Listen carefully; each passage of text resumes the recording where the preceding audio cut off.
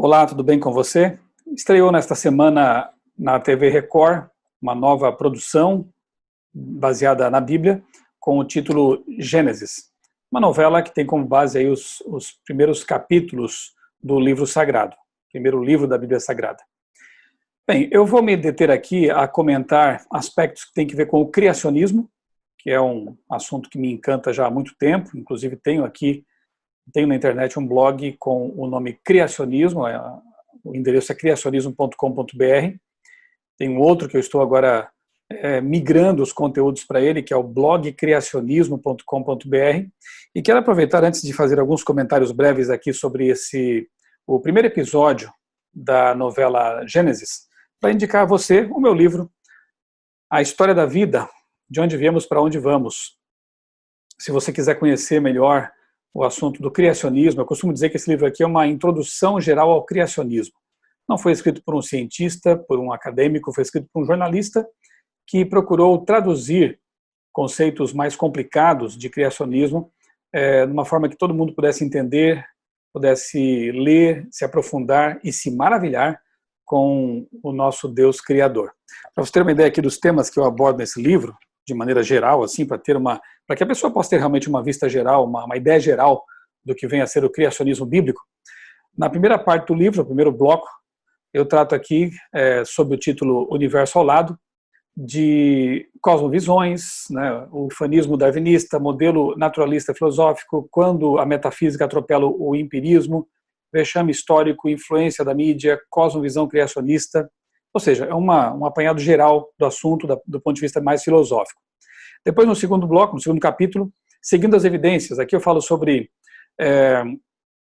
origem da vida, mutações, por que a mãe não rejeita o feto, seleção natural, registro fóssil, trilobitas e águas vivas, enigmas da complexidade, o que nos faz humanos. No capítulo 3, histórias mal contadas, eu falo sobre hominídeos, instintos, adaptações morfológicas, o mecanismo da visão, metamorfose da borboleta monarca, o mundo da célula, vida artificial ou comprovação de design inteligente e por aí vai. Órgãos vestigiais. Depois, no capítulo 4, eu falo sobre o dilúvio de Gênesis, lenda ou fato. Analiso aqui uma série de evidências que confirmam realmente a historicidade desse evento chamado de dilúvio na Bíblia. No capítulo 5, eu trato sobre os dinossauros, morte em agonia, quão antigos são eles, dinossauros na Arca de Noé, pegadas de dinossauros e homens gigantes, e outros detalhes mais. No 6º capítulo, datação, datando a história, será que os métodos de datação como carbono 14 e outros métodos radioativos são realmente confiáveis? Capítulo 7, pais da ciência, homens de fé, eu mostro aqui como realmente a ciência nasce num contexto cristão, bíblico.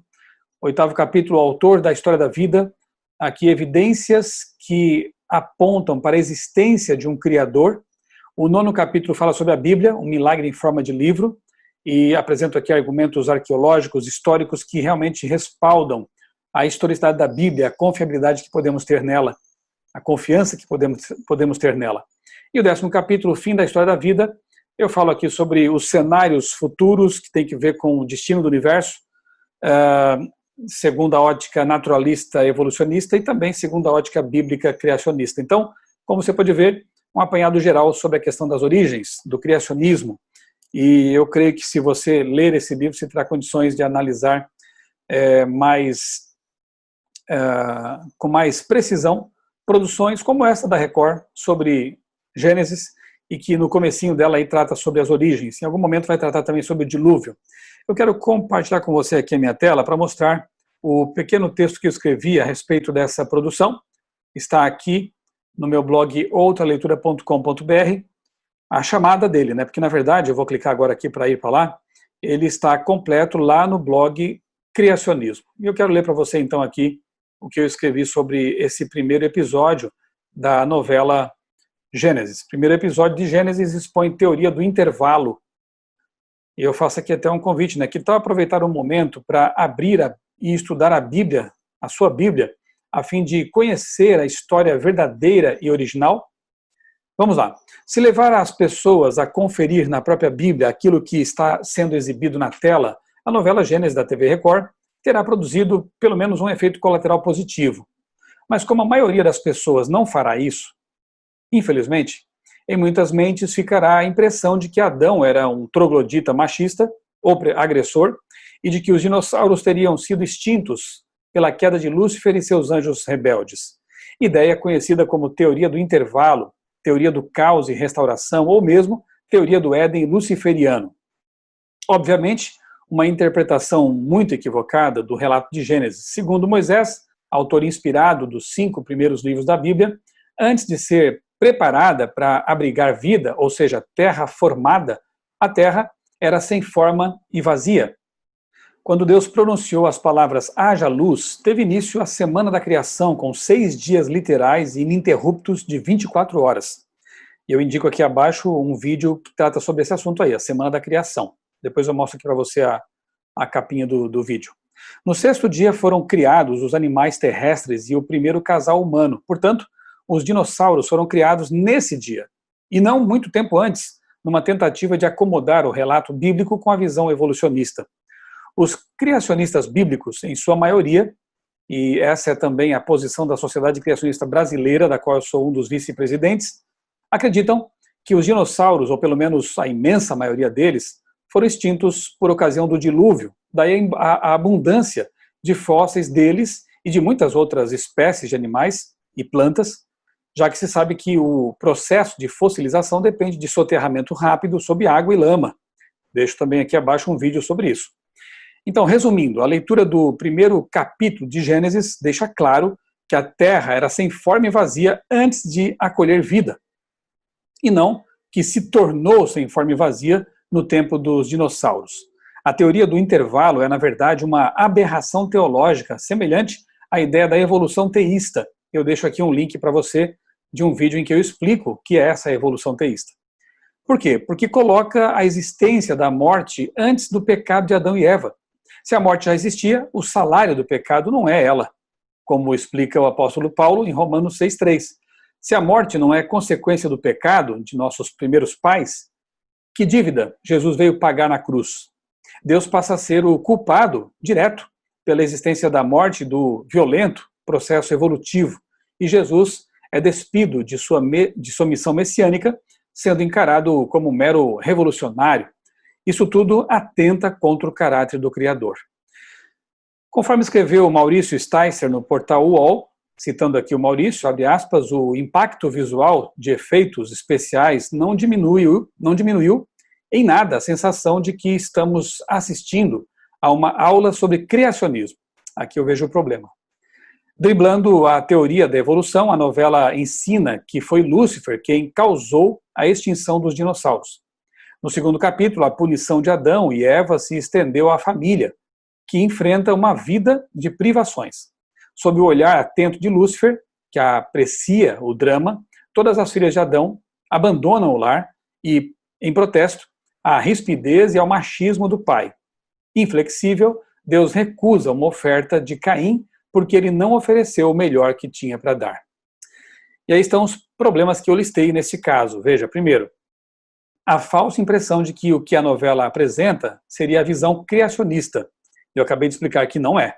Essa visão aí, essa teoria do intervalo, Lúcifer caindo à Terra e extinguindo os dinossauros, realmente não corresponde à visão da maioria dos criacionistas bem informados.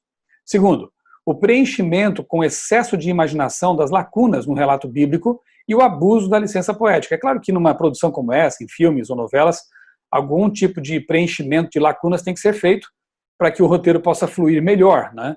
Mas é preciso tomar cuidado com esse tipo de coisa e não partir para excessos também, né? Inventar demais. 3. A descaracterização dos personagens bíblicos ou mesmo a ideologização anacrônica deles, como é o caso aqui de Adão apresentado como um machista, troglodita, violento, né? Isso, eu creio, depõe contra o caráter dele. A Bíblia fala pouco sobre Adão, mas eu não posso imaginar que ele que amava tanto Eva, que inclusive decidiu assumir as consequências da escolha dela, do pecado que ela cometeu ao desobedecer a Deus, se rebelar contra Deus e tomar do fruto proibido. Quando Adão também faz isso, ele demonstra ali o seu amor por Eva. Infelizmente, até mais amor por ela do que por Deus, mas enfim, ele amava a esposa. E a forma como ele é apresentado aqui, nesse primeiro capítulo, pelo menos, da novela, realmente distorce bastante, né, o que nós podemos concluir do caráter de Adão com base no que lemos na Bíblia. E quarto, a imprecisão teológica, afinal Caim não ofereceu o melhor que tinha para dar. Ele recusou oferecer o símbolo da única coisa que poderia salvá-los, o cordeiro que apontava para o Cordeiro de Deus, João 1:29. Caim não foi reprovado por Deus nesse caso porque ele deixou de oferecer boas frutas em boas condições. Não, nada disso. Abel demonstra sua fé no Messias vindouro, o Cordeiro de Deus que tira o pecado do mundo, quando oferece no altar um cordeiro. Caim desprezou, na verdade, aquilo que Deus havia provido, o cordeiro que tira os pecados do mundo, ao oferecer ali frutas, né? Como muitas pessoas hoje também acabam fazendo, querendo oferecer a Deus aquilo que querem, aquilo que eles pensam que seja o melhor, e não aquilo que Deus pediu, exigiu que fosse dado, porque Deus sabe o que é melhor e a importância do que aquilo realmente significa.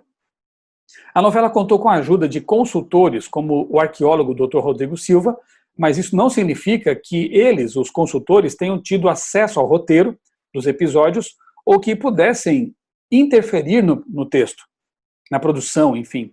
O consultor apenas presta informações técnicas sobre alguns aspectos que deverão constar na obra, e os roteiristas, os produtores e diretores decidem o que vão considerar e o que vão deixar de lado. Semana que vem a novela vai tratar sobre o dilúvio, né? E aí vamos ver o que vem por aí, né? Se realmente ficarão ali mais restritos, né? Restritos ao que traz a Bíblia, o relato bíblico, ou não, né? Enquanto isso, que tal abrir e estudar a Bíblia Sagrada, a fonte original, né? A fim de conhecer a história verdadeira e original. Leia a Bíblia. Compare com as coisas que você vê, com as coisas que você ouve por aí, para que você possa ter realmente na sua mente a visão correta dos fatos, dos personagens, daquilo que aconteceu ali. E principalmente a teologia correta em volta desses fatos. E eu deixo aqui então abaixo da postagem 3 vídeos que eu gostaria que você tomasse algum tempo para assistir em algum momento, né? Nesse primeiro aqui eu faço uma exposição da Semana da Criação. Eu explico o que aconteceu em cada dia da Semana da Criação, usando como base a Bíblia e também a boa ciência. Neste outro aqui, Terra de Gigantes, que é o título de um dos meus outros livros também, um livro que eu falo sobre dinossauros. Nesse vídeo aqui também há uma palestra que eu apresentei no IAESC, que é o Internato Adventista lá de Santa Catarina, e eu falo então sobre o que aconteceu com os dinossauros. Obviamente que eu explico aqui a correta visão criacionista com respeito à extinção dos dinossauros, a origem e extinção deles, naturalmente que relacionada com o dilúvio. E no último aqui, Pegadas de Dinossauros, um vídeo em que eu faço uma pequena matéria, uma pequena reportagem de quando estive lá em Sousa, na Paraíba, e ali pude ver de perto as pegadas de dinossauros que existem naquela região. 3 vídeos aqui que eu acho que vão dar a você uma visão criacionista bíblica bem adequada, bem focada na Bíblia, na ciência, para que você possa então ter elementos aí para analisar aquilo que está sendo exibido nessa novela da Record, Gênesis.